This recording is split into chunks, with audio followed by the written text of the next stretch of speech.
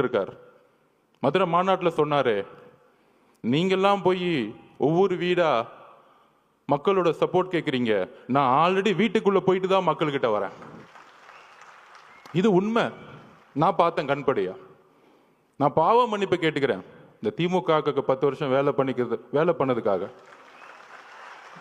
இந்த தமிழக மக்கள் முன்னாடி பாவ மன்னிப்பு கேட்டுக்கிறேன். ஏன்னா எதிர்கட்சியா இருக்கும் பொழுது ரொம்ப நல்ல கட்சி, ரொம்ப நல்லவர்களா தெரிஞ்சாங்க. ஏன் நம்ம தலைவரை எலெக்ஷன் டே அன்னைக்கு கருப்பு சிவப்பு சைக்கிளோட வந்து உங்களுக்கு ஆதரவு கொடுக்குறேன்னு சொன்னாரு. உங்களுக்கெல்லாம் வந்து நன்றி உணர்வு இல்லை.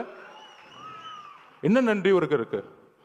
அரசியல்ல ஒருத்தரை அழிக்கிறதுக்கு இவ்வளோ பெரிய குற்றச்சாட்டுகளா சொல்ல முடியும்? மதுரை மாநாடு முடிஞ்சவன தலைவர் சொன்னார், மக்களை சந்திக்க வரேன் அப்படின்னு. மக்களை சந்திக்க வரேன் மதுரை மாநாடு முடிஞ்சு சொல்லும் போது எல்லா கட்சி தலைவர்கள் மாதிரி நம்மளும் ஒரு வண்டியை எடுத்துட்டு ஃபர்ஸ்ட் திருச்சி போகணும். யாருக்குமே தெரியாது நமக்கு இப்படி ஒரு கூட்டம் வருமா. திருச்சி ஏர்போர்ட்ல இருந்து அந்த 7 கிலோமீட்டர் கடக்கிறதுக்குள்ள 6 மணி நேரம் முடங்கியது திருச்சி. எந்த தலைவருக்கு இது நடந்திருக்கு? எம்ஜிஆர்னு சொல்றாங்க, அப்ப நாங்க பிறக்கல. ஒவ்வொரு சீனியர் லீடர்ஸும் சொல்றாங்க எம்ஜிஆர் இருக்கும்போது தான் இப்படி இருந்துச்சு, எம்ஜிஆர் இப்படிதான் இருக்கும்போது இருந்துச்சுன்னு. அடுத்து திருச்சி முடிஞ்சு அரியலூர் போனோம். அரியலூர் போறதுக்கே நைட் ஈவினிங் 4 மணி ஆயிடுச்சு. 4 மணிலிருந்து பெரம்பலூர்ல இருந்த மக்கள் 7 மணி நேரமா வெயிட் பண்ணிட்டு இருந்தாங்க, 70,000 பேர். அதுல முக்கியமா பெண்களும் குழந்தைகளும். அப்ப எஸ்பி சொன்னார், சார் 1 மணி ஆயிடுச்சு சார், இப்ப வந்தா ஏதாச்சும் அசம்பாவிதம் ஆயிடும் போதுன்னு. துடிக்கிறார் தலைவர். நமக்காக 7 மணி நேரம் வெயிட் பண்றாங்களே, நம்ம போய் மூஞ்ச காமிச்சிட்டு வந்துருவோமே. ஆனா காவல்துறை அனுமதி இல்லை. வண்டியை லெப்ட்ல திரும்பிட்டு ஒரு கலங்கிய கண்ணோட பெரம்பலூர்ல இருந்து கிளம்பினார். அவர் தான் எங்க தலைவர். நான் உண்மையை சொல்லணும், அரசியல் பேச்சு இல்லை, உணர்ச்சியான உண்மையை சொல்லணும். அதை முடிஞ்சு அடுத்தது திருவாரூர் போனோம். திருச்சியிலிருந்து கிளம்பி நாகப்பட்டினம் போனோம். நாகப்பட்டினத்தில் அப்பயே சொன்னார், நாங்க என்ன கேட்கிறோம், ஒரு நல்ல இடம், மக்கள் வரும்போது அவர்களுக்கு ஒரு பாதுகாப்பு. என்ன மிரட்டணும்னு நினைச்சீங்கன்னா அதுக்கு எப்படி பதில் கொடுக்குன்னு தெரியும். ஆனா மக்களோட பாதுகாப்புக்கு நீங்க தான் பொறுப்பு. நாகப்பட்டினத்தில் பேசினார். அந்த பேச்சு இன்னைக்கும் நீங்க எடுத்து பார்க்கலாம். அதை முடிஞ்சு திருவாரூர் வந்தாரு. 3 கிலோமீட்டருக்கு 3 மணி நேரம் ஆச்சு. உங்களுடைய தந்தை பிறந்த ஊர். பெரிய பெரிய கட்சி தலைவர்களை திருவாரூருக்குள்ள போக மாட்டாங்க. ஆனா இந்த 50 வருஷ வரலாற்றை உடைச்சாரு திருவாரூர்ல. என்ன பெரிய கட்சி கட்டமைப்பு. நீங்க பெரிய பெரிய அமைச்சர்கள் சொல்லக்கூடியவங்கன்னா என்ன, பெரிய பெரிய இன்ஜினியரிங் காலேஜை கட்டிக்கிட்டு, பெரிய பெரிய மெடிக்கல் காலேஜை கட்டிக்கிட்டு 1000 கோடி பணம் வச்சிருந்த பெரிய கட்டமைப்பா? மக்கள் அந்த கட்டமைப்பை தூக்கி எறிஞ்சிட்டாங்க. நீங்க உங்க முதலமைச்சர் வரதா இருந்தா நைட்டே போயிட்டு மகளிர் சுய உதவிக்குள்ள இருந்து 10,000 பேர் காசு கொடுத்து கூட்டிட்டு வருவீங்க. உங்க துணை முதலமைச்சர் வந்தாருன்னா, கோயம்புத்தூர்ல வந்தாருன்னா, போக்குவரத்து துறையில இருந்து பஸ்ஸை கூட்டிட்டு வந்து மக்களை கூட்டிட்டு வந்துட்டு இருக்கீங்க. நாங்க மக்கள் அப்படி கூட்டிட்டு வந்தோமா? எங்க தலைவரை பார்க்க வரல. தலைவர் இன்னைக்கு தமிழகத்திற்கு ஒரே நம்பிக்கை, அன்போட மக்கள் வந்துகிட்டு இருக்காங்க. அதை கூட உங்களுக்கு புரியல. ஏடிஜிபி சொல்றாரு, டேவிட்சன் சார், இல்ல அவங்க 10,000 பேர் தான் சொன்னாங்க. இப்ப மதி சார்கிட்ட கேட்டு பாருங்க, நிர்வாகிகள் 10,000 பேர் தான் சொல்ல முடியும் ஒரு கட்சி. மக்கள் எவ்வளவு பேர் வராங்கன்னு தெரியாது. உங்களுக்கு தெரியாது. திருவாரூர்ல எவ்வளவு கூட்டம் வந்துச்சு, நாகப்பட்டினத்துல எவ்வளவு கூட்டம் வந்துச்சு, திருச்சியில எவ்வளவு கூட்டம் வந்துச்சு, அரியலூர்ல எவ்வளவு கூட்டம் வந்துச்சு உங்களுக்கு தெரியாது. தெரியலன்னா உள்துறை அமைச்சர் ரிசைன் பண்ணிட்டு போங்க. அப்புறம் ஏன் முதலமைச்சரா இருக்கீங்க? மக்களோட பாதுகாப்புக்கு உங்களுக்கு வந்து கொடுக்கறதுக்கு தைரியம் இல்லைன்னா ஏன் ரிசைன் பண்ணிட்டு போயிடுங்க. இப்பயே நாங்க 41 உறவுகளை இழந்திருக்கோம். எங்களுக்கு தெரியும் அந்த வழி. எங்களோட குடும்பம் ஒட்டுமொத்த மாவட்ட செயலாளர் மதி மேல தவறுன்னு சொன்னா அப்புறம் எதுக்கு முதலமைச்சர்னு ஒருத்தர் இருக்கீங்க? ஒரு இன்டெலிஜென்ஸ் எதற்கு இருக்கு? ஆதவர்ஜனா சாப்பிட்டாரா தூங்குறாரா பாக்குறதுக்கா, இல்ல தலைவர் வீட்டு விட்டு வெளியே வந்தாரா பாக்குறதுக்கா இன்டெலிஜென்ஸ் இருக்கு? ஒட்டுமொத்த காவல்துறையும் செயல் இழந்திருக்கு இன்னைக்கு. அதுல ஒருத்தர் நமக்கு அட்வைஸ் சொல்றாங்க, கரூர் வந்து மோசமான ஏரியான்னு உங்களுக்கு தெரியாதா? அந்த செந்தில் பாலாஜி வந்து ஒரு ரவுடி பையன் உங்களுக்கு தெரியாதா? 6 மாசம் இருங்கடா. யாரு ரவுடி, யாரு அதிகாரம் பண்பு தெரியும்டா உங்களுக்கு? யாருக்கிட்ட 30 நாள் அண்ணன் அமைதியா இருக்கான்னு பார்த்துட்டு இருக்கீங்களா? அந்த எண்ணத்துக்கு நான் ஒரு பதில் சொல்றேன். நேத்து கோவை மாவட்டத்தில் நம்மளோட சகோதரி மிகப்பெரிய பாலியல் பலாத்காரத்துக்கு உட்படும் பொழுது தவறு நடந்துச்சுன்னு எல்லாம் போராட்டம் பண்றாங்க. கோயம்புத்தூர்ல போராட்டம் பண்றாங்க. அதுக்கு உடனே திமுக ஆதரவாளர்கள், அந்த பொண்ணு ஏன் 11 மணிக்கு அங்க போச்சு? அறிவு இல்லையாடா திமுக காரங்களுக்குலாம்? அறிவு இல்லை? நீங்க எல்லாம் பெண் குழந்தைங்க பெற்றிருக்கீங்களா இல்லையா? உங்களுக்கு அறிவு இருக்கா இல்லையா? பெண்ணும் ஆணும் எங்க வேணாலும் போகணுங்கிற சுதந்திரம் இருக்கக்கூடிய தமிழ்நாடு தலைவர் வந்த பிறகு மாத்து வர்றா. அந்த மாதிரி தான் திமுக வாடகை வாய்கள் நமக்கு வந்து அட்வைஸ் பண்றாங்க. ஏன் கரூர் போனாங்க? திருட்டு பசங்களை பத்தி பேசாம நம்ம அட்வைஸ் பண்ணிட்டு இருக்காங்க. என்ன அரசியல் இது? உங்களோட கேவலமான வார்த்தைகள் பேச தெரியுமா? நீங்க தலைவர் அதுக்கான பயிற்சி எங்களுக்கு கொடுத்ததில்லை. ஞாபகம் வச்சுக்கோங்க. புது அரசியலை உருவாக்க வந்திருக்கும். ஊழல் குடும்பத்தை தூக்கி எறிய வந்திருக்கும். எங்களுக்கு அரசியல் கத்துக் கொடுக்காதீங்க. ஒட்டுமொத்த குடும்பமும் ஊழலை தவிர இன்னைக்கு எதுவுமே கிடையாது. என்ன எமோஷன்ஸ்! அன்னைக்கு அம்மா வந்திருக்காங்க, தலைவரோட அம்மா. 41 பேர் இறந்த பிறகு ஃபர்ஸ்ட் பெரிய குற்றச்சாட்டுகள். நம்ம வந்து பெரிய பெரிய அரசியல்வாதிகளாம் சொல்லுவாங்கல்ல, 2 நாள்ல கடந்துட்டு போயிருக்கலாம். அதை ஏன் 30 நாள் வரைக்கும் அமைதியா இருக்கீங்க? ஏன் உறவுகள், ஏன் குடும்பம், எங்க அம்மா எங்க அக்கா செத்தா நான் 30 நாள் வீட்டை தாண்டா இருப்பேன்? முட்டா பசங்களா? எங்க தலைவருக்கு, எங்க தலைவரோட அம்மாக்கு என்ன எமோஷன் இருக்கும்? ஐயோ எவ்வளவு பெரிய சம்பளம், நல்ல வசதியான வாழ்க்கை. இன்னைக்கு அதாவது இந்த பிரச்சனை நடந்த உடனே அன்னைக்கு நைட்டு தலைவர் போன அடுத்த செகண்ட், அதாவது உங்களுக்கு தெரியும், நம்ம பார்த்திபன் அண்ணன் மதியனுக்கும் தெரியும், எந்த இடத்துலையுமே இல்லாத ஒரு வரவேற்பு கரூர்ல இருந்துச்சு. பார்த்திபன் கூட இருக்கார், மதிய சார் பார்க்குறோம்.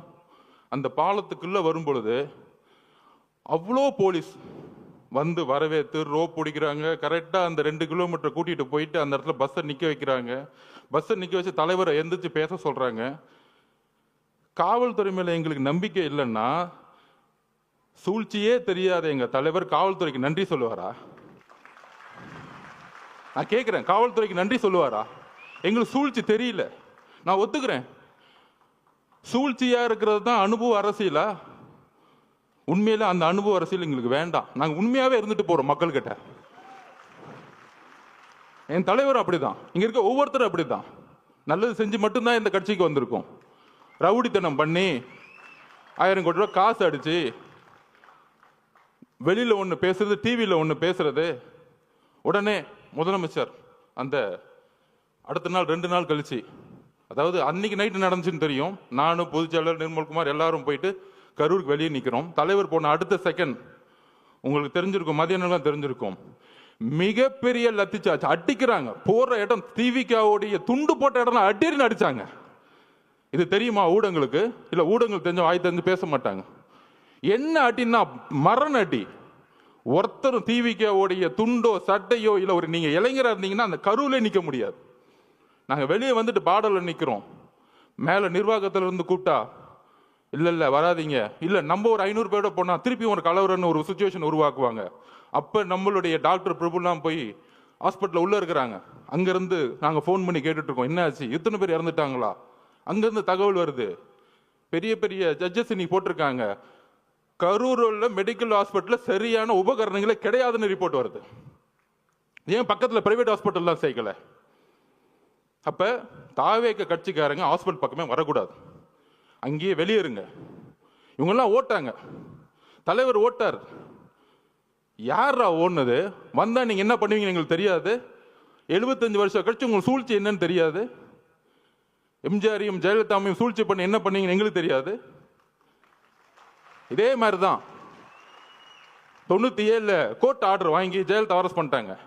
அப்ப என்ன தெரியுமா வந்து ஆர்குமெண்ட், பேச்சுவார்த்தை அரசியல் விட்டே போயிடுமா? இவங்களுக்கு எப்படின்னா, இந்த ஒரு குடும்பம் மட்டும்தான் அடுத்த 100 வருஷத்துக்கு வேற யார் ஏத்து வந்தாலும் தூக்கி எறிஞ்சிருது. இன்னைக்கு பெரிய பெரிய பாத்தீங்கன்னா 30 நாள் தெரியும், பெரிய பெரிய சினிமா ஸ்டார்ஸ் உலக நாயகங்களுக்கெல்லாம் போய் ரெட் ஜெயின்ல சைன் போட்டு சினிமாவுக்கு போயிட்டாங்க. எங்க தலைவர் நினைச்சிருந்தா இதே ரெட் ஜெயின்ல 500 கூட சம்பளம் வாங்கிட்டு என்னமோ பண்ணுங்கன்னு சொல்லிட்டு போயிருப்பாரு. ஏன்னா தூக்கி எறிக்கு தானே வந்திருக்காரு உங்களை, அந்த கோவம் தானே உங்களுக்கு. யாருமே எத்து கேட்க கூடாது. நான் சொன்னோம்ல, பிறப்பார்வத்தில் முதலமைச்சர் கூடாது. என்ன பிரச்சனைனா அதான் நெப்போ கிட்ஸ். இந்த நேபாளத்தில் புரட்சி வந்து யார் யாரெல்லாம் வந்து பக்கா ஷூட்டிங்கு. அதுக்கு அடுத்தது வந்தாரு பாருங்க மகேஷ் பொய்யாமொழி. மக்கள் எங்க உண்மை தெரிஞ்சிச்சுன்னா இந்த 2 பேரை பார்த்தே உண்மையை கண்டுபிடிச்சிட்டாங்க. அன்னைக்கு எங்க தலைவர் மேல நைட் ஃபுல்லா விமர்சனம், அவர் ஓட்டாரு ஓட்டாரு ஓட்டாரு அப்படின்னு. அந்த 2 பேர் கேமரா வேணுங்கன்னே கொண்டு வந்து வர வச்சு, அங்க நில்லுங்க கேமரா நில்லுங்க, நாங்க 2 பேர் நிக்கிறோம். ஒருத்தன் அப்படியே கையை பிடிச்சி நெளிறான். சாரி தப்பா பேசாதீங்க, ஒருமையில பேசிட்டு நெளிறாரு. அடுத்தது நம்ம மகேஷ் பொய்யாமொழி. அதாவதுங்க நமக்கு வந்து ஒரு வீட்டில் இப்போ எங்கள் அம்மாவை நான் சின்ன வயசில் இழந்துட்டேன். நம்ம உறவுகள் அம்மாவும் அக்காவும் குட்டி குட்டி குழந்தைங்க இருக்கும்போது முதல் வாய் வார்த்தையே வராது. நாங்கள் அப்படிதான் நிற்கிறோம் எல்லாருமே. பொதுச் செயலாளர் என்னன்னு தெரியாமல் அப்படியே மயங்கி நிலையில் நிற்கிறார் பொதுச் செயலாளர். நாங்கள் அப்படியே நிற்கிறோம். இதுக்கப்புறம் அரசியல், நம்ம மேலே குற்றச்சாட்டுகள் எதுவுமே அடுத்த 48 மணி நேரத்துக்கு எங்களுக்கு எதுவுமே தெரியல. அதுக்கப்புறம் தான் என்ன நடக்குதுன்னு டிவியில் பார்க்க ஆரம்பிக்கிறோம். இதுதான் உள் உணர்வு. அப்போ தலைவருடைய உணர்வு எப்படி இருக்கும்? அமைதியாக போய். தலைவரோட அம்மாவோட உணர்வு எப்படி இருக்கும்? ஐயோ, இந்த முரசொலியில் இவங்க பண்ணுற உண்மை என்னன்னு தெரியும். முதலமைச்சர் என்ன பண்ணாரு? அடுத்த 2 நாள் கழிச்சு இதில் வந்து எந்த கட்சி தலைவரும் தன்னுடைய கட்சியை வந்து இறக்குறதுக்கெல்லாம் நினைக்க மாட்டாங்க சொன்னாரா இல்லையா? நல்ல புள்ள மாதிரி. ஆனால் முரசொலியில் சொல்கிறாங்க, தாவேகா கொல்லும் நீதி வெல்லும், 41 உயிர்களை கொன்ற விஜய். இப்போ தெரியுதா திமுகவுடைய நிலைப்பாடு என்னன்னு தெரியுதா? இதே முரசொலியில். அப்போ இவங்களோட நோக்கம் என்ன? 77க்கு அப்புறம் எம்ஜிஆரை ட்ரை பண்ணாங்க, அம்மா ஜெயலலிதா மடத்தை ட்ரை பண்ணாங்க. அதுக்கப்புறம் யார் இவங்களை எதுக்கு வந்தாலும் ஏன் காமராஜரே பொய்யா சொல்லி தூக்கி எறிஞ்சாங்க. ஆனால் அந்த சூழ்ச்சியை ரொம்ப அமைதியாக இருந்து, இது அரசியல் சாணக்கியத்தில் தன்னுடைய உண்மை உணர்வு, அந்த மக்களுக்கிட்ட இருக்கிற உணர்வு. அந்த என்ன உணர்வுனா, தலைவருடைய அம்மா என்ன நினைப்பாங்க? ஐயோ, குழந்தைக்கு இப்படி ஆயிருச்சு, இப்படி பொய் சொல்றாங்களே, சூழ்ச்சி பண்றாங்க அப்படின்னு சொல்லும் பொழுது இதே உணர்வை தான் அவருடைய அமைதி தமிழ்நாட்டிற்கு ஒட்டுமொத்த தாய் குலமும் ஒரே மாதிரி நினைச்சிருக்காங்க. தலைவரோட அம்மா மட்டும் அப்படி நினைக்கல. அதனால தான் இவங்க மாட்டிக்கிட்டாங்க. அன்னைக்கு நைட் இவர் நடிக்க அந்த பிரச்சனையிலையும் கண்டிஷனை ஃபாலோ பண்ணுங்கன்னா ஆக்டிங் போட. ஆனால் நீங்கள் இதில் மகேஷ் பொய்யாமொழி மட்டும் பார்த்துருப்பீங்க. இன்னொரு நெப்போ கிட்ட ஒன்று வரும் காலையில் துபாயிலேருந்து கிளம்பி. அவர் ஏதோ துபாயில் போய் தமிழ்நாட்டில் ஒரு தியாகம் பண்ணுறதுக்காக அங்கே உண்ணாவிரதம் போன மாதிரியும், அங்கேருந்து இந்த மக்களுக்கு ஓடி வந்த மாதிரியும் வந்துட்டு ஒரு மணி நேரம் கூட ஹாஸ்பிட்டல் இல்லை. அந்த மக்களோட நமக்கு அந்த ரைட்ஸ் இருந்துச்சா, நமக்கு அந்த அதிகாரம் இருந்தால் அந்த மக்களோட கடைசி நிமிஷம் வரைக்கும் நம்ம இருந்திருப்போம். அந்த உயிரை எடுத்து கொண்டு போய் சமாதானம் பண்ணுற வரைக்கும், சமாதி கொடுக்குற வரைக்கும் இருந்திருப்போம். அப்படி ஒரு மணி நேரம் வந்துட்டு கடைசியில் ஒரு பேட்டி, ஏங்க இந்த தப்புலாம் பண்ண அவரை போய் ஏங்க கொஸ்டின் கேட்கல, தாவேக தலைவரை பார்த்து கொஸ்டின் கேளுங்க. இப்போ புரியுதா? பாவம் முதலமைச்சருக்கு உடம்பு சரியில்லை, அவருக்கு என்ன நடக்குதுன்னே தெரியாது. ஒரு பேப்பர் கொடுத்தா படிப்பார். சட்டசபையில் பாருங்க, எதிர்கட்சி தலைவர் 2 மணி நேரம் பேசுவார். ஆனால் எதிர்கட்சி தலைவர் பேசுறதை காமிக்கவே மாட்டாங்க வீடியோவில். டக்குன்னு ஒரு குறிப்பு வரும், ஒரு 5 நிமிஷம் பேசுவார். அவர் 2 மணி நேரம் கத்திட்டு இருப்பார், 5 நிமிஷம் பண்ணும்போது லைவ் வரும். அவர் என்னப்பா பண்றது? இஸ்லாமிய சமூகமும் சரி, கிறிஸ்தவ சமூகமும் சரி, பெண்களும் சரி, இளைஞர்களும் சரி, அவர் பிரச்சாரம் போகும்போது எல்லா கூட்டமா வராது. அது எப்படி நிப்பாட்டுறது? இவ்வளவுதான் இவங்களோட நெரேட்டிவ், இவ்வளவுதான் இவங்க சிந்தனை. அப்ப என்ன பண்ணணும்? அவர்கிட்ட என்ன பலம் இருக்கு? பெரிய பொருளாதார பலம் இருக்கா? இல்ல. சரி, இவர் மிரட்ட முடியுமா? உன் குடும்பத்தை அதை பண்ணிடுவேன் இதை பண்ணிடுவேன், மிரட்ட முடியாது. பெரிய பெரிய நடிகர்கள்லாம் இன்னைக்கு மிரட்டி ரெட் ஜெயின்ல சைன் போர்டு வச்சுட்டாங்க. உங்களுக்கு யாருன்னு தெரியும், அவங்க பேரை சொல்ல வேணாம். அவங்க இப்ப நமக்கு எதிராக பேசிக்கிட்டு இருக்காங்க. 5 வருஷத்துக்கு முன்னாடி மாற்றம் அப்படின்னு சொன்னவங்கலாம் இப்ப இந்த பக்கம் போய், ஐயா நீ தான் ஏன் எனக்கு சைனை போடு, நான் ஒரு படத்தை நடிக்கிறேன்னு படத்துக்கு போயிட்டாங்க. அன்னைக்கு எப்படி நைட்டு நடிச்சாங்களோ, வாழ்க்கை முழுசும் நடிச்சு நம்பர் 1 ஆனவருக்கு நடிக்கவே தெரியாதவங்க வந்து நடிச்சாங்கன்னா இவருக்கு தெரியாதா தலைவருக்கு? அப்படி நீ நைட்டு மாட்டி முதலமைச்சர் அப்படி வந்து அடுத்த நாள் அறிக்கை. முதலமைச்சர் மட்டும் இல்ல, ஹோம் செக்ரட்டரி கோர்ட்ல கேஸ் ஃபைல் பண்றாங்க. கோர்ட்ல கேஸ் ஃபைல் பண்ணி எக்ஸ்பார்ட்டி ஆர்டர். தாவேக்க கிடையாது, யாருமே கிடையாது, திமுகவே கேஸ் போடுமா? திமுகவுடைய அரசு வக்கீலே ஆர்குமெண்ட் பண்ணுவாராம். அதுக்கப்புறம் நான் எதுவும் சொல்ல முடியாது, ஒரு ஜட்ஜ்மெண்ட் வருது. அன்னைக்கு தலைவர் கூப்பிட்டார் இமீடியட்டா. தோழர்களே, இவங்களுடைய சதி சூழ்ச்சி, கரூருடைய சூழ்ச்சிகள் நம்ம ஒட்டுமொத்த கட்சியும் அழிக்கிறதுக்கான வேலையை செய்ய ஆரம்பிச்சிட்டாங்க. அதில் துரைமுருகன் பேசுறாரு, யாரு கட்சியோட பொதுச் செயலாளர். ஒரு நம்பர் கமிஷன் விசாரிக்கும், விசாரிச்சுட்டு உண்மை இருந்தா தலைவர் விஜய் மேல வந்து நடவடிக்கை எடுப்போம், நாங்க அதுக்கெல்லாம் பயப்பட மாட்டோம். இவங்க சூழ்ச்சி எங்க வந்துச்சுன்னு பாத்தீங்களா? இவங்களே கமிஷன் போடுவாங்களாம், இவங்களே காவல்துறையை போட்டு விசாரிப்பாங்களாம், திருடனும் அவனே, உள்ள வச்சுக்கிறனும் அவனே, அவனே நியாயம் வருவானாம். இதுதான் இவங்க பஞ்சாயத்து. அதிகாரம், அதிகார மமதை. அப்போதான் சொன்னார், ஒரே ஒரு மீட்டிங், சுப்ரீம் கோர்ட் போங்க, நம்ம நியாயமா, நம்ம நியாயம் ஜெயிக்கும்னு சொன்னார். ஃபர்ஸ்ட் நம்பிக்கை கொடுத்தது அவர் தான். இந்த சும்மா சொல்றாங்க பாருங்க, இவர் ஆலோசனை கொடுக்கிறாரு, அவ்வளவு ஆலோசனை கிடைக்கிறாரு, எல்லாத்தையும் பார்த்து தான் வந்திருக்காரு. அவருக்கு எந்த ஆலோசனையும் தேவையில்லை. அவர் சொன்னா செய்யறதுக்கு இங்க இருக்கவங்க எல்லாரும் இருக்கிறோம், 1.5 கோடி பேர் இருக்கும் சொல்ற செய்யறதுக்கு. எங்களுக்கு அவரை பத்தி உங்களுக்கு தெரியாது, அதிகமா பேச மாட்டார். தலைவர் விஜய் அவர்கள் தான் செயல். நீ பேசி பேசி அழிஞ்சுக்கிட்டு இருக்க, அவர் செயல்ல வந்து ஜெயிச்சுட்டு போயிட்டே இருப்பார்.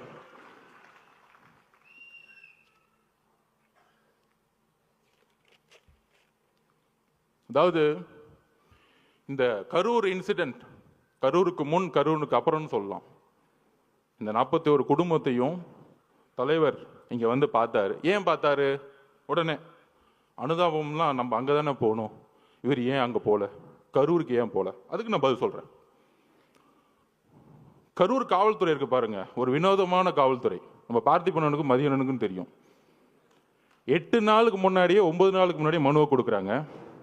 அது நம்ம தவறு தான் ஒத்துக்கலாம், ஏன்னா நம்ம காவல்துறையை நம்பணும்ல, அதுதான் நம்மளுடைய மிகப்பெரிய தவறு.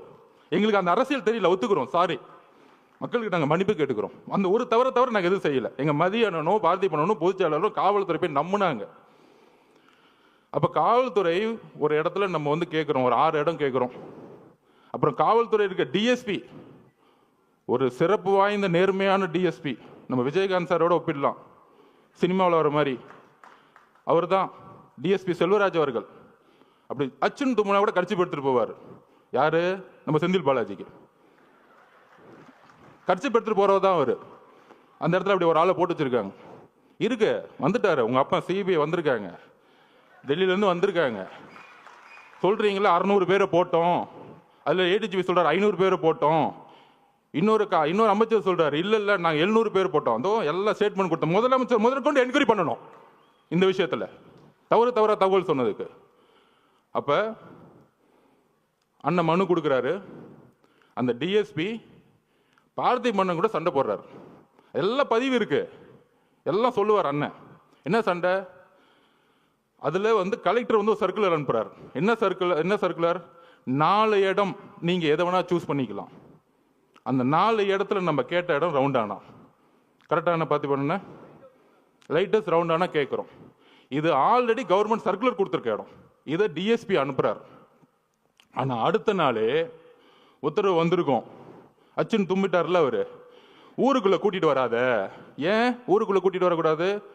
ஊருக்குள்ள கூட்டிட்டு போய் தலைவர் அந்த இடத்துல ரவுண்டான நின்றுட்டா ஒட்டுமொத்த மக்களும் ஓட்டு மாறிடும், வேற ஒன்றும் கிடையாது. இதுதான் அரசியல். அவர் முகத்தை யாரும் பாத்திரக்கூடாது. ஊருக்கு வெளியே ஓரமா ஒரு ரோட்டுக்குள்ள போ, அங்க நீ என்னை பத்தி பேசுறன்னா ஃபர்ஸ்ட் செருப்பத்துக்கு அடிப்பேன், கலைபுரம் பண்ணி பேசாம கிளம்பணும். இதுதான் திமுகவுடைய ரவுடி அரசியல். இந்த ரவுடி அரசியல் நமக்கு தெரியல, இதை நம்ம உணரல. காவல்துறை என்ன சொன்னுச்சு, நீங்க பத்திரமா இந்த தெருவுல வாங்க, பாதுகாப்பெல்லாம் நாங்க பாத்துக்கிறோம். காலையில 9:30 மணிலிருந்து ஈவினிங் அவர் எந்தெந்த நொடியிலிருந்து வராரோ எல்லாமே லைவ்ல ஓடிக்கிட்டு இருக்கு. காவல்துறைக்கு தெரியாதா அவர் எங்க வராருன்னு? இன்னும் 1960 யாருக்கும் தினத்தந்தி பேப்பர் அடுத்த நாள் வர தெரியறதுக்கு. ஒவ்வொரு நாமக்கல்ல இருந்து ஒவ்வொரு 5 கிலோமீட்டர்லயும் 5000 10,000 பேர் நிப்பாட்டுறாங்க பஸ்ஸை. ஒரு இடத்துலயும் ஒரு காவல்துறை கிடையாது. எங்களுடைய பாதுகாப்பை பத்தி நாங்க பேசல. மக்கள் திடீர்னு கூட்டம், ஒரு கோயிலுக்குள்ள, திருச்செந்தூர் கோயிலுக்குள்ள ஒரு சாமியை பார்க்க ஒரு 20 லட்சம் பேர் வந்தாங்கன்னா எந்த அளவுக்கு முன்னெச்சரிக்கணுமோ அதே முன்னெச்சரிக்கை எங்க தலைவர் எடுத்து ஆகணும். நாங்க கூட்டிட்டு வரல, 10-20% தான் நிர்வாகிகள் இருக்காங்க. எங்களுக்கு தெரியாது எவ்வளவு மக்கள் வருவாங்கன்னு. அப்ப உங்களுடைய உளவுத்துறையும் காவல்துறையும் மக்களுக்கான பாதுகாப்பு கொடுக்கணும் தான் உங்களை தாழ்மையோட கேட்டுக்கிறோம். அரசியலை என்ன கைது செய்யுங்க, யாரை வேணா கைது செய்யுங்க, அதை ஃபேஸ் பண்ணிக்கலாம். ஆனா மக்கள் என்ன ஆனாங்க? மக்களோட உயிரை வச்சு ஏன் விளையாடணும்? அதுதான் கேவலமான எண்ணம். என்ன எண்ணம்? மக்களுக்கு எதாவது ஆச்சுன்னா அந்த பழியை அவர் மேல போட்டு சூழ்ச்சி பண்ணி கட்சியை முடக்கி கட்சியை தூக்கி எறியணும். முதலமைச்சர் ஸ்டாலின் ஒரே குறிக்கோள் என்ன தெரியுமா? தன்னுடைய மகனுக்கு போட்டியே இல்லாம ஒரு விஷயத்தை உருவாக்கிட்டு போயிடணும். அதிமுக அவங்க போட்டியை நினைக்கிறது இல்லை. ஒரே போட்டி 1977க்கு அப்புறம் 26% இன்னைக்கு தாண்டின ஒரே கட்சி நம்மளுடைய தலைவர். சும்மா டிவிக்கு எப்ப பார்த்தாலும் ஒரு பெரிய டிவி சேனல் ஒரு சேனலை முடக்கிட்டாங்க. நம்ம சகோதரர் சொன்ன புதிய தலைமுறை அவர்கிட்ட நான் பேசும்போது என்ன சொன்னாங்க, ஏன் லைவ் போடுறோம்னா ஒவ்வொரு சனிக்கிழமை அன்னைக்கும் நம்பர் 1 சேனல்ல 1,20,00,000 பேர் பார்க்குறாங்க. நம்பர் 2 புதிய தலைமுறை 80,00,000 பேர் பார்க்குறாங்க. அவங்க ஆட்டோமேட்டிக்காக மக்கள் எங்கே இருக்குமோ அங்கே தான் சேனல் இருக்கும். அப்போ மக்களுடைய சந்திப்பு, மக்களுடைய கமிட்மெண்ட் எங்கே இருக்குன்னா தலைவர்கிட்ட இருக்கு. ஒரு மாற்றம் வராதா? ஒரு உண்மையான ஒரு ஒருத்தர் மாட்டா. அவர் திருட மாட்டாருப்பா. ஏன் திருட மாட்டாரு? அவர் தான்ப்பா பெரிய சம்பளத்தை விட்டுட்டே வராரு. இவங்க என்ன திருட்டு பசங்க, இந்த படுபாவிங்க. இதனால நாங்கள் வேற ஆள் இல்லை. இதெல்லாம் ஊர்ல ஒரு சாதாரண ஒரு பாட்டி பேசுறாங்க. உங்களுக்கு தெரியும், ஐயோ அங்க நேரு இருக்காரு, எப்படி ஜெயிப்பார்? 2011 உன் நேருல இருந்து எல்லாம் தூக்கி எறிஞ்சாங்க மக்கள். என்ன பேசிட்டு இருக்கீங்க? என்ன அரசியல் எங்களுக்கு தெரியாது. ஐகுமோர்ல ஒரு பெரிய மினிஸ்டர் தூக்கி எறிஞ்சாங்க, ஒரு சைக்கிள் கடைக்கார வச்சு ஜெயிச்சாங்க. அதுதான் தமிழக வெற்றி கழகம். நீ உன் கட்டமைப்புல தூக்கி எறிவார். உன் பொதுச் செயலர்ல தூங்க முடியாம எந்திரிக்காம, அதுக்கு ஏன் பொதுச் செயலர் எவ்வளவு மேட்டர்? ஏன் பொதுச் செயலர் பார்த்து நீ மீம்ஸ் போட்டுட்டு இருக்க? எந்திரிச்சு ஒரு வாக்கிங் பண்ண சொல்லுவோம் பொதுச் செயலரை. சட்டசபையில் உட்காந்து கிண்டல் பண்ணிக்கிட்டு கேலி பண்ணிக்கிட்டு எதிர்கட்சிகளை என்ன அவை நாடா, ஒரு அவை நாவடக்கம் கூட தெரியாம சட்டசபையை கேலி பொருளாக்கிக்கிட்டு எப்ப பார்த்தாலும் சட்டசபைக்கு போனா ஐயா உதயநிதி வாழ்க, ஐயா உதயநிதி. என்ன தியாகி அவரு? சட்டசபையா என்ன பண்ணிட்டு இருக்கீங்க? இது கேள்வி கேட்டா போதும், என் மேல ஒரு எஃப்ஐஆர், நான் புரட்சி உருவாக்கிட்டேனா? ஆமா, எல்லாம் ஊர்ல இருந்து எல்லாம் ஆம்ஸ் இறக்கி நடு ரோட்ல நின்று துப்பாக்கி எடுத்து சுட்டுட்டு இருக்கோம். இதுக்கு ஒரு எஃப்ஐஆர், இதுக்கு ஒரு மிரட்டல். அதுல துரைமுருகன் நாங்க என்ன நடக்கணும்? தைரியம் இருந்தா கை வைங்கடா, என் தலைவரை பார்த்துருவோம். தைரியம் இருந்தா கை வைங்கடா. என்ன அதிகாரம் இருந்தா, போலீஸ் இருந்தா, தைரியம் இருந்தா முதல் வீட்டுக்குள்ள போயிடுங்க. நான் கேட்கிறேன், ஒட்டுமொத்த காலேஜில் இருக்க இளைஞர்களும் உங்க வீடு தேடி வருவாங்க, ஞாபகம் வச்சுக்குவாங்க. ஆயுத எழுத்து படம் பார்த்திருக்கீங்களா? பெரிய ரவுடி எழுத்து நிற்பாங்க. அந்த படத்துல மணிரத்னம் சார் எழுதியிருப்பாரு, இளைஞர் புரட்சி. அந்த புரட்சி தான் 26ல உருவாகிட்டு இருக்கு. நீ காசை கொடுத்து கூட்டிட்டு வருவ. அதுக்கு நான் உதாரணம் சொல்லிடுறேன். நாமக்கல்ல இருந்து கரூர் வந்துட்டு இருக்காரு அண்ணன், நான் உள்ள இருக்கிறேன். அதுக்கு முன்னாடி ஒரு பெரிய காலேஜ் இருக்கு மேடம், மதியானம் என்ன நடந்தது? குமாரசாமி காலேஜ்ல இருந்து 5000 ஸ்டூடெண்ட்ஸ் ஓடி வருவாங்க. நான் 2 கிலோமீட்டர் பாக்குறேன். அண்ணன் பாக்குறாரு, என்னப்பா அங்கிருந்து ஒரு கூட்டம் ஓடி விட்டது, என்னப்பா அது அப்படிங்கிற. ஒட்டுமொத்த காலேஜும் ஓடி வராங்க. அதுல போன் வேற எடுத்துட்டு வராங்க, கத்தி எடுத்துட்டு வர போன் எடுத்துட்டு வந்துட்டு இருக்காங்க. அதுல நண்பர்களே, இதுதான் மிகப்பெரிய விஷயம். அதுல 5000 பேத்துல 3000 போது பெண்கள் ஓடி வராங்க. இதுதான் அரசியல் மாற்றம். நீ சொல்ற நேரு, வேலு, செந்தில் பாலாஜி தூக்கி எறிஞ்சிட்டு இளைஞர்கள் போயிட்டே இருப்பாங்க. ஞாபகம் வச்சுக்கோங்க. காவல்துறையை பார்த்து பயப்படுற நினைச்சிட்டு இருக்கீங்களா? எங்களுக்கு எந்த பயம் இல்லை. நாங்க ஒரே ஒரு கோரிக்கை தான் மக்கள் முன்னாடி வைக்கிறோம். மக்கள் பாதுகாப்புக்கு காவல்துறை தான் பொறுப்பு. எங்கள் பாதுகாப்பு. என் மேல எஃப்ஐஆர் போடுங்க, எங்க பொதுச்செயலாளர் அரெஸ்ட் பண்ணி உள்ள வைங்க, நாங்க எதிர்கொள்ளுக்குவோம். சுப்ரீம் கோர்ட்டு கூட போய்க்குவோம். எங்களுடைய ஒரே ஒரு தொண்டை மேல கை வைங்க, சுப்ரீம் கோர்ட்ல இருந்து ஆர்டர் வரும். நாங்க இப்ப சொல்றோம், எங்களுக்கு நீதித்துறை மீது, நீங்க நீதித்துறை வச்சு அரசியல் பண்ணினா எங்களுக்கு நீதித்துறையில என்ன, எங்களுக்கு சீனியர்ஸ் இருக்காங்க. எங்க கட்சி உட்கார்ந்து சாதாரண கட்சி நினைச்சுக்காதீங்க, எங்களுக்கும் தெரியும் அரசியல். ஆனால் மக்கள் பாதுகாப்பு, அந்த பாதுகாப்புக்கு நீங்கள் தான் முதல். இப்ப கூட எஸ்ஓபி போட்டோம், நம்ம நிர்மல்குமார் அவர்கள் நம்ம சட்டத்துறை போட்டோம் ஹைகோர்ட்ல நம்ம கேஸ் ஃபைல் பண்ணியிருக்கோம். எப்படி எல்லா கட்சிகளுக்கும் சமமா ஒரு ரூல்ஸ் அண்ட் ரெகுலேஷன் உருவாக்குங்க. நமக்கு மட்டும் ஒரு நாளுக்கு முன்னாடி தருவாங்க. ஆனா திமுக மட்டும் தன்னுடைய புள்ள ரோட் ஷோ போலாம், அவரு ரோட் ஷோ போலாம். அது எனக்கு புரியல. எல்லாம் ரோட் ஷோன்னா சாதாரணமா நினைச்சுக்கிறாங்க. ரோட் ஷோன்னா மக்கள் இருக்கணும், வெறும் ரோட்ல போற ரோட் ஷோ கிடையாது. உதயநிதியில ரோட் ஷோ போயிட்டு இருக்காரு, அது நம்ம பசங்க மீம்ஸ் எடுத்து போட்டுட்டு இருக்காங்க. வெறும் ரோட்ல அப்படி கை கும்பிட்டு லெஃப்ட்லயும் ஆளை காணும், ரைட்லயும் ஆளை காணும். யாரை பார்த்து இந்த பூனை சூடு போட்டுக்குமே, புளியை பார்த்து. எப்ப பார்த்தாலும் நம்ம தலைவர் பண்றதையே பார்த்து பண்றது. அவர் ஏர்போர்ட் இறங்குனா கூட்டம் வருதுன்னா மக்கள் வராங்க, உடனே இவங்களும் ஏர்போர்ட் விடனா கூட்டம் வரணும். நம்ம உதயநிதி போறாருன்னா ரோட்ல போறாருன்னா ரோட் ஷோ லெஃப்ட் ரைட்டு பாக்குறாரு, எவனுமே மதிக்கல. இப்ப கூட நேத்து கூட பாருங்க, வெள்ளூர்ல வாக்கிங் போயிட்டு இருக்காரு. யாரா ஓடி வந்து பார்க்காங்க, எங்க தலைவர் வெள்ளூர்ல வாக்கிங் போட்டோம், அன்னைக்கு வெள்ளூர முடங்கி போயிடும். என்ன பேசுறீங்க நீங்க? உங்களுக்கு தான் தெரிஞ்ச அரசியல். திமுகனா கொள்கை, கொள்கை, நாங்க தான் கொள்கை, எங்களுக்கு தான் கொள்கை தெரியும். நான் ஒத்துக்கிறேன். 1967 அண்ணா உருவாக்கும் போது நாங்களும் அண்ணா வழியில் இருக்கவங்க தான். அண்ணாவோட கொள்கையை நாங்கள் வந்து கடைபிடிக்கிறோம், தலைவர் கடைபிடிக்கிறாரு. அண்ணாவோட கொள்கை என்ன? பெரிய திராவிடன் 4 மணி நேரம் பேசுவான், எல்லோரும் சமமாக நினைக்கிறது தான் அண்ணாவோட கொள்கை. எங்க தலைவர்கிட்ட பேசி பாருங்க 1 hour. இங்க இருக்கிற பிஏல நம்பர் 1 தான், பொதுச் செயலாளர் 1 தான். அங்க ஒரே ஒரு டிஸ்கிரிமினேஷன் வந்து தூக்கி போட்டு போயிட்டே இருப்பார். எல்லாரும் சமமா இருங்க. அப்ப அண்ணாவோட குறிக்கோள் என்ன? சாதியை பார்த்து அவர் அரசியல் பண்ணல, மதத்தை பார்த்து அரசியல் பண்ணல, பணத்தை பார்த்து அரசியல் பண்ணல, ஊழலுக்காக அவர் வரல. இதுக்கு மேல என்னப்பா கொள்கை வேணும் எங்க தலைவருக்கு? சொல்லுங்க.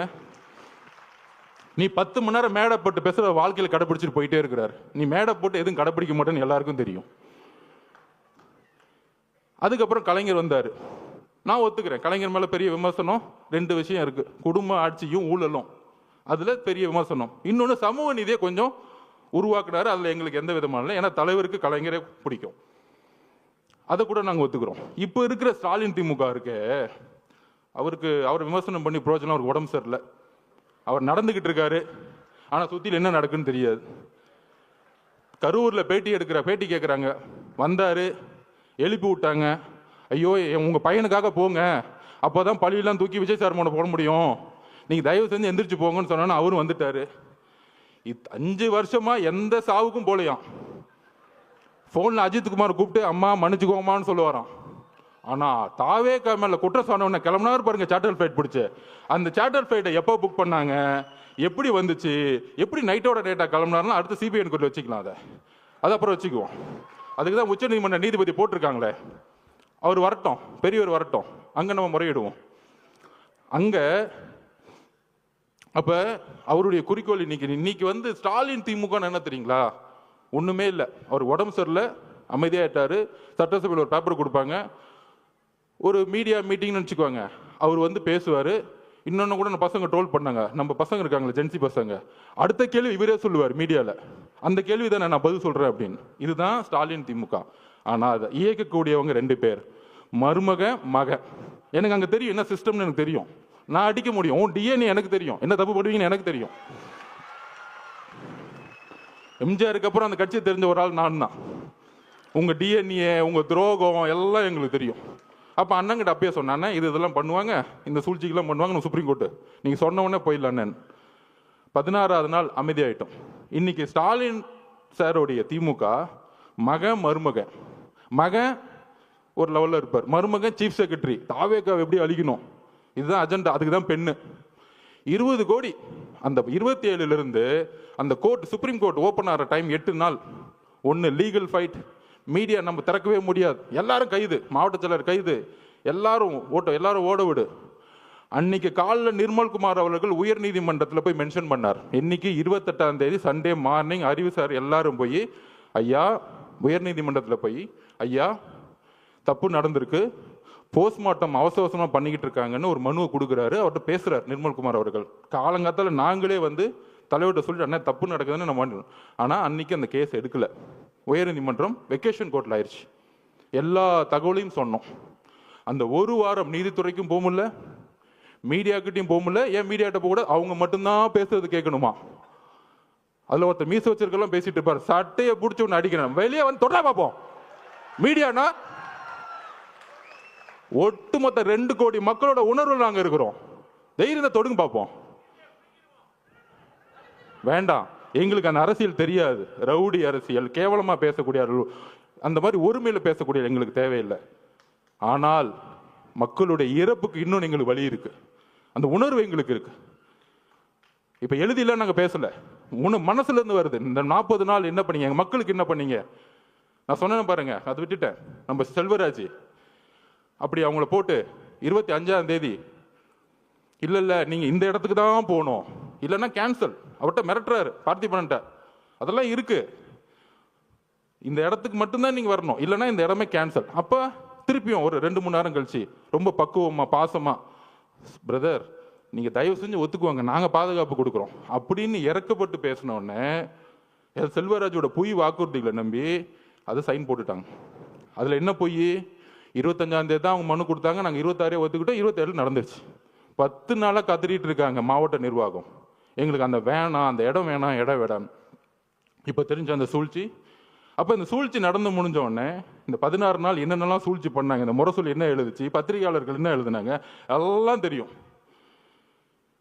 அப்போ திருப்பியும் மக்களை பார்க்க போகணும். எப்படி திருப்பியும் கரூர் இருக்கிற, அதாவது எந்த இறப்பா இருந்தாலும் முதல் சஸ்பெண்ட் பண்ணுவாங்க. டிஎஸ்பியும் எஸ்பியும் முதல் ஒரு பேசிக்கா சஸ்பெண்ட் பண்ணுவாங்க, ஒரு துறை ரீதியான என்கொயரி பண்ணுவாங்க. ஏன் பண்ணல? இதுதான் ஒரு கூட்டு சதி. 120 யாரு? First hospital owner Senthil Balaji, அப்புறம் உதயநிதி ரசிகர் மன்ற தலைவராக இருந்தவர் திரு மகேஷ், நடிக்கவே தெரியாததுக்கு ரசிகர் மன்றம், அதை விட்டுருங்க அந்த இடம்.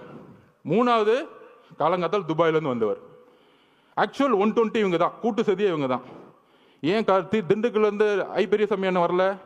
அவங்கெல்லாம் கலைஞர்கிட்ட இருந்து அரசியல் கற்றுக்கிட்டாங்க. மக்களை சாவடிக்கூடிய அரசியல் திமுக சீனியர் செய்யவே மாட்டாங்க. இந்த மாதிரி மாறி மாறி மாறி மாறி வந்துட்டு கொன்னாலும் பரவாயில்ல நினைக்கக்கூடிய ஒரு செந்தில் பாலாஜி யாருக்குங்க தான் இது எக்ஸிகியூஷன்ஸ்.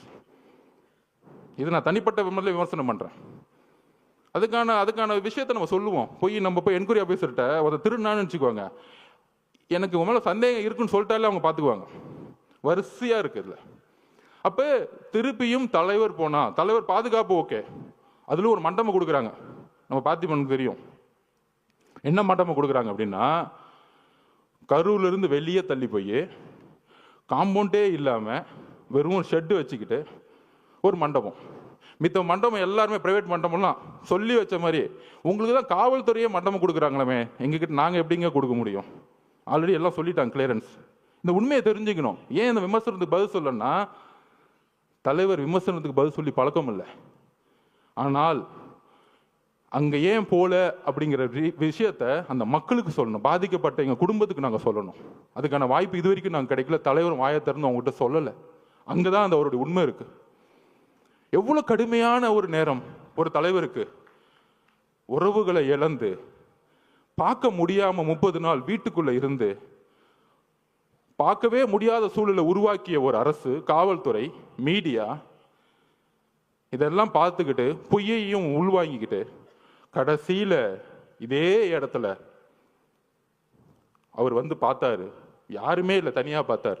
எந்த விதமான இதுவுமே இல்லை, ஆடம்பரம் இல்லை, ஒண்ணுமே இல்லை. மீடியாவில் இது வரைக்கும் ஒரு சின்ன பிக்சர் வெளியே வரல. இதுதான் தமிழக வெற்றி கழகம்.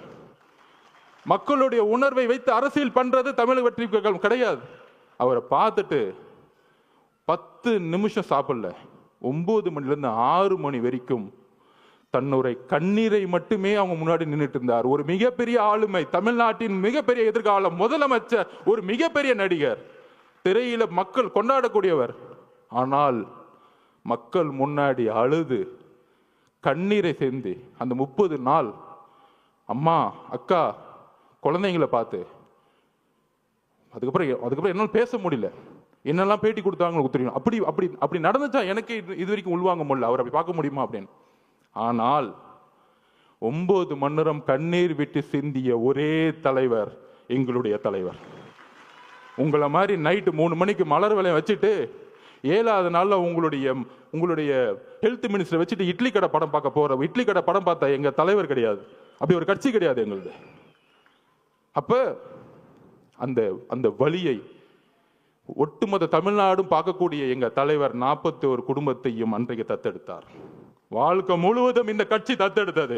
இங்க இருக்கக்கூடிய 1.5 கோடி மக்களும் ஒரு ஆளா நாங்க இருக்கிறோம் பாத்துக்கிறதுக்கு. அந்த வார்த்தைகளை கொடுத்து ஒரு விடை பெறும் பொழுது எங்களுக்கு தெரியும் அவருடைய உடல் மொழி எவ்வளவு இறுகி இருந்தது எங்களுக்கு தெரியும். அப்படி ஒரு தருணத்தை எங்க அண்ணனை நாங்க பார்த்ததே கிடையாது. அப்படி பார்க்க கூடாதுன்னு நாங்க நினைக்கிறோம். அந்த சூழ்ச்சியும் அந்த உணர்வும் இப்ப யோசிக்க ஆரம்பிச்சிட்டார். எந்த மக்களை நீங்க கை வச்சீங்களோ, பொதுவா அமைதிக்கு பின் புயல் வரும், இப்ப புயலுக்கு பின் அமைதி வரும்னு சொல்லுவாங்க. இப்ப ஒரு அமைதிக்கு பின் ஒரு புயல் வரப்போகுது, நீங்க பாப்பீங்க. ஏன் நிப்பாட்டினாங்க? ஏன்னா நம்ம 26% கிராஸ் பண்ணிட்டோம். தலைவரால் இன்னும் தமிழ்நாடு முழுவதும் பிரச்சாரம் பண்ணும் பொழுது தனியாகவே அவரால் ஜெயிக்க முடியும். இதுதான் உண்மை. எம்ஜிஆர் கட்சி திறக்கும் போது இவங்க கூட்டணி வருவாங்களா, அவங்க கூட்டணி வருவாங்களான்னு நினைச்சு பார்க்கல. இதுல எதிர்கட்சிக்கு வேற நீங்கெல்லாம் வந்து இந்த கொடூரமான திமுக வந்து அழிக்கணும்னா நாங்க தான் ஒரு பெரிய கட்சி, எங்களோட சேர்ந்துக்குவாங்க. அங்க ஒரு மட்டம் தட்டுது. நம்ம இந்த தீய சக்தியை அழிக்கிறதுக்கு எம்ஜிஆர் உருவானார்.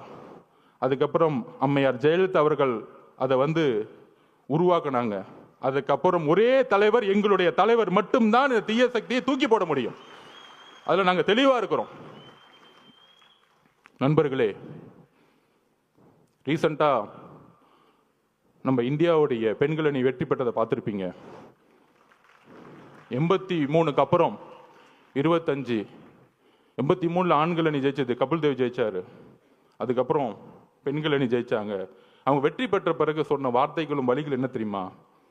ஆண்கள் அணியை, இந்தியாவுடைய மென் டீம் வந்து எப்பயுமே இந்த உலகம் கொண்டாடும், இந்தியா கொண்டாடும். ஆனால் பெண்களை எங்களை வந்து கொண்டாடினது கிடையாது. இந்த ஒரு வெற்றி ஒட்டுமொத்த பெண்களுக்கும் கிடைத்த வெற்றின்னு சொன்னாங்க. அது மாதிரி 2026 எந்த மாதிரி காலகட்டத்தில் நம்ம இருக்கிறோம்? தன்னுடைய குடும்பத்தில் இருக்க மகனை முதலமைச்சராக மட்டுமே குறிக்கோள், வேற எந்த குறிக்கோளும் கிடையாது. கொள்கைன்னு சொன்னாங்களே, நான் சொன்ன மாதிரி தான். அண்ணா அவர்கள் 67 ஆரம்பிக்கும் பொழுது ஒரு கொள்கையாக ஒரு கட்சி ஆரம்பிச்சா திமுகவை. கலைஞர் கொஞ்சம் சமூக நீதியை பார்த்துக்கிட்டு குடும்பத்தையும் ஊழல் அமைச்சர்களையும் உருவாக்குனாரு. அதுக்கப்புறம் இன்னைக்கு இருக்க ஸ்டாலின் திமுக காந்தியை மட்டும்தான் ஃபாலோ பண்றாங்க. உடனே காங்கிரஸ்காரங்க தப்பா நினைச்ச கூடாது. என்னங்க எங்க தலைவரை வந்து திமுகவோட நோக்கி நீங்க கொண்டு போறீங்க அப்படின்னு சொல்றீங்க. உங்க கையில காசு இருந்தா ஒன்று எடுத்து வச்சுக்கோங்க. இந்த காந்தியை மட்டும்தான் அவங்க ஃபாலோ பண்றாங்க. இந்த காந்தி இல்லைன்னா இன்னைக்கு எந்த கவர்மெண்ட் ஆஃபீஸ்குள்ளேயும் போக முடியாது. நம்ம செந்தில் பாலாஜி அவர்களை திட்டுவோம், நேரு அவர்களை திட்டுவோம், பெரியசாமி அவர்களை திட்டுவோம், இந்த அமைச்சர்களை திட்டிக்கிட்டு இருப்போம். ஆனால் ஒட்டுமொத்த பணமும் ஒரு குடும்பத்துக்கு போய் மொத்தமாக சேர்ந்துக்கிட்டு இருக்கு. இதுதான் அவங்களுடைய அரசியல். இந்த அரசியலை ஒழிக்கணும்னா ஒரே தலைவர், நேர்மையான, உறுதியான, தைரியமான, மக்களுடைய உணர்வை உணர்ந்து கொண்டு அவர் அடிக்கடி சொல்லுவார், அரசியல்னா என்னன்னு தெரியுமாங்க? மக்களோட உணர்வுல நம்ம வந்து இருக்கணும். இன்னைக்கு மக்கள்கிட்ட உணர்வுக்கு அப்பாற்பட்டு இருக்கிறவங்க தான் இன்னைக்கு இருக்க தலைவர்கள். அதனாலதான் நைட்டு மலர் வளையம் வைக்கிறது, அடுத்த நாள் கிளம்பிறது, 3வது நாள் ஒரு தலைவரை குற்றச்சாட்டு சொல்றது, அவங்களுடைய பொதுச் செயலர் எப்படி அரெஸ்ட் பண்ணலான்னு தேடுறது. இதுதான் அரசியல். இந்த அரசியலுக்கு அப்பாற்பட்டு நம்மளுடைய வெற்றி, டிவிகேவுடைய வெற்றி எப்படி இருக்கணும்னா, ஊழல் மட்டும் இல்லை. இன்னைக்கு வந்து தஞ்சாவூர்ல ஒரு விவசாயி நெல்லை உற்பத்தி பண்றதுக்கு 4 மாசம் சாவுறாங்க. ஆனா அந்த நெல்லை கொள்முதல் பண்றதுக்கு ஒரு ஊழல். தலைவர் அதை வந்து திருவாரூர்ல சொன்னார். அதுதான் இப்ப நடந்துச்சு. இந்த மாதிரி ஒவ்வொரு ஊர்ல போய் நடக்கக்கூடிய ஊழல்களை சொல்லக்கூடிய, அதை போய் மக்கள்கிட்ட சேர்க்கக்கூடிய ஒரே தலைவர் நம்மளுடைய தலைவர்.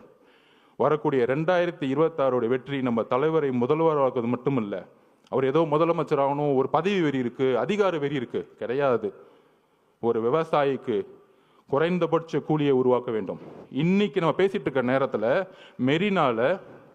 மெரினா பீச்சில் தூய்மை பணியாளர்கள் போராட்டம் பண்ணிட்டு இருக்காங்க. ஆனால் இந்த முதல்வரும் துணை முதல்வர் என்ன பண்ணாங்கன்னா,